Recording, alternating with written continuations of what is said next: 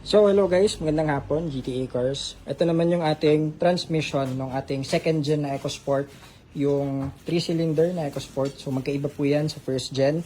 Pakita ko lang sa inyo. Ito yung ating transmission ng first gen, dry type po yan.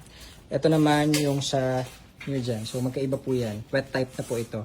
So ngayon bubuuin na rin ito, nagpalitan yung mga filters, tapos ikakabit na rin natin dun sa new look na EcoSport. So itong isa naman, is kakabitan na natin ng brand new parts, shift fork set, ayun na pala, kakabit na dun sa ating transmissions. Ito naman yung brand new na clutch. So ito po yung for Gen 1, ganitong EcoSport. Tapos yung isa naman na pinakita ko sa inyo, para dito, yan, second gen na EcoSport. So kakabit na rin po yan. Ito po is for releasing natin na unit, etong silver. So kasama yon dun sa inyong unit. So abangan nyo po para ma-release na natin soon. Tapos, ito namang isa is hindi sa atin galing tong EcoSport na to. Nabili nila 2 years ago, pero sa atin sila nagpa-maintenance, anong paggawa. So, yun muna. At dito sa workshop, konting update lang at medyo marami pa tayong pila dun sa labas. Thank you po. Good afternoon, GTA Cars.